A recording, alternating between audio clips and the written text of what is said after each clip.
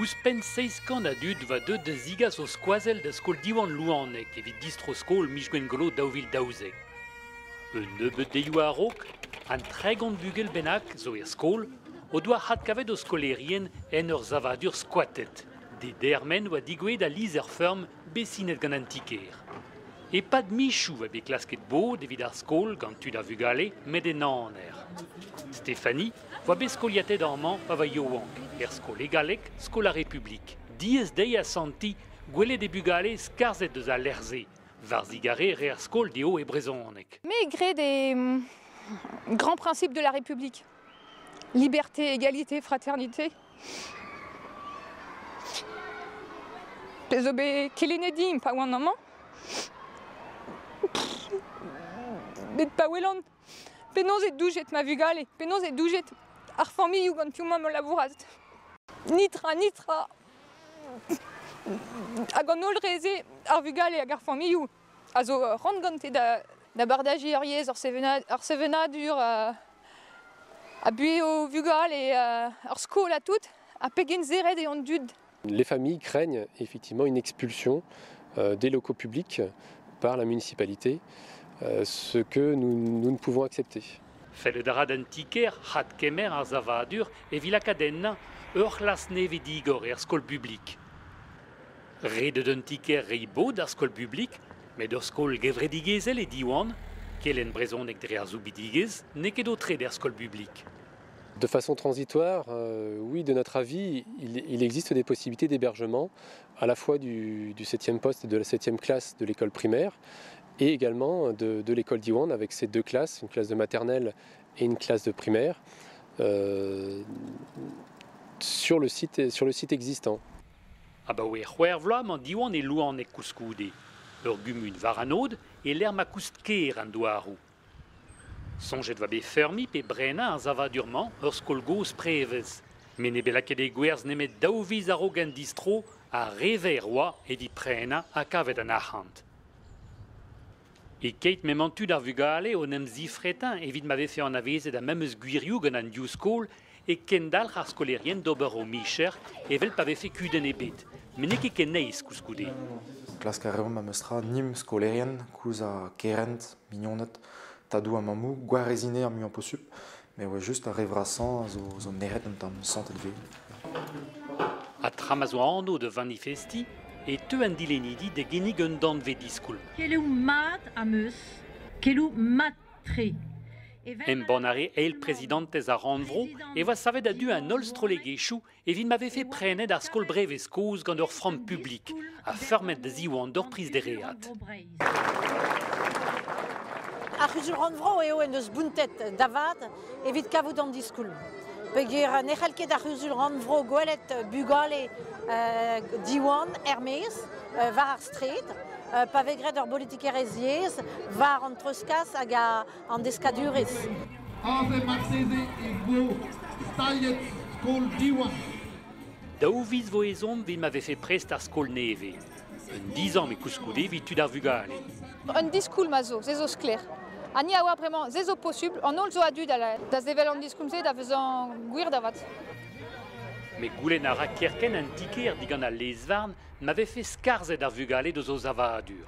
A ro kinnig viche fermet ur batiz bihan o c'hortoz an tine eve. Ur zal evit daouglas. Gwellor evit behan war stret, bet ne ket mat da genver arrondition nou labour. Bugale deus talek daouvla, beke bugale, beke degvla ben a fin. Tout d'oliviou sans meus, ba mem zal a meuzon dija ur las a zo trouzus dreret hag a eg an skolvan muken tanderez vo trouzus abominap meuzon. Stourm tud ar skolidi, skoazel a ranvro an departament, a souten didrouz ar stad zo ken, o deus chikouret da zirwestlañ ur guden a zave a enep gwirioù mabden e meur a genver. Da genta zo ar gwirioù olek, melat kenta gwirioù mabden a lavar ez eo ingal tout an dut en o gwirioù hag en o delezegez hag an eilmelat da lavar a fet yez. Da laro de rang be a doujet pepini en e yez e bob. Hag evit ar pez a zel deus ar vugale amañ, zeus ive un emgleo hag a yapel ur c'hoaz o lavarot e rang bez a kelenet d'ar vugale, an doujans evit o zut, evit o yez, evit o sevenadur, a var un dro, an doujans evit ar sevenadur ual. Kuden Louannec a c'hellfe sevel en dro, ket an avokez kler or les enno brochal e qu'un ver e yezou randvro. D'ar mem schools e save trouz en dro de nar feral. E kareiz, ur ger o ren or politikerez youlek evit kas ar brezhoneg varok, e va taget ar mer gant ar justice. Evit be a bedem bornet de levrik familioù yezek. 1000 pem kan levrik va beroet d'ar familioù en ur gumun l'er mave ur bugel vardri, skolietet e skolioù yezek. Une personne qui a donc eu besoin d'un duplicata, elle avait perdu son livret de famille, né en Allemagne mais vivant en Bretagne, de nationalité française, a eu besoin de passer par le bureau des affaires étrangères à Nantes. C'est le bureau du ministère des Affaires étrangères qui a refusé, donc tout simplement, la délivrance de ce livret en arguant d'un décret datant de Robespierre du 27 juillet 1794, en plein milieu de la terreur, en disant que la seule langue de la République, c'est le français, et que donc il était inacceptable et impossible de délivrer un document d'une deuxième langue, et en particulier une langue régionale, la langue bretonne. Un décret gant Robespierre, dit d'Alvout, rak l'homme e kuit deg devez goude ma vichebe di benet an dictatour. Met les varn Brest, a Gendalch, on omzi azéen va réolennou me l'estradurel. Désormais, on se réfère à un arrêté ministériel qui fixe pour l'ensemble de la France le modèle de rédaction du document considéré dans le livret de famille. Est-ce que ce texte réglementaire, qui se situe quand même au dernier niveau de la hiérarchie des textes réglementaires et des normes juridiques, qui est co-signé par délégation par les directeurs de services respectifs du ministère de l'Intérieur et du ministère de la Justice, implique une prohibition de toute autre mention, ça reste à éclaircir et c'est l'un des points du débat. Ça n'est pas apparemment une initiative prise localement par l'autorité de contrôle, mais le ministère de la Justice. Gant kareiz et 16 communes de sdigemeret à levrik familioù yezek. On pense qu'on peut y adjoindre une traduction, en tout cas du moment qu'on respecte l'ensemble de la réglementation et que l'ensemble des articles sont en langue française. Rien ne dit qu'on ne peut pas y ajouter une traduction en langue bretonne. Donc voilà où on en est aujourd'hui.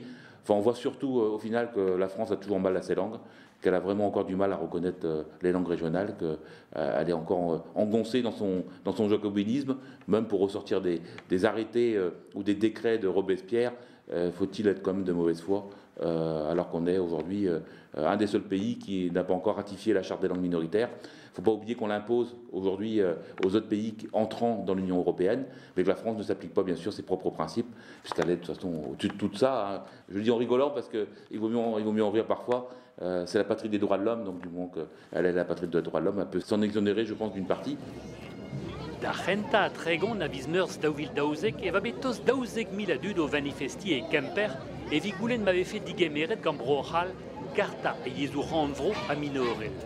Tos tanter kant mil e van er France a bez. Diga set de zonj a président François Hollande e talr fe de bromesa, me poezuseur e gouzout bremañ a votet vo lezen a roio tud avon pell ur varok gant implij ar yezou randvro.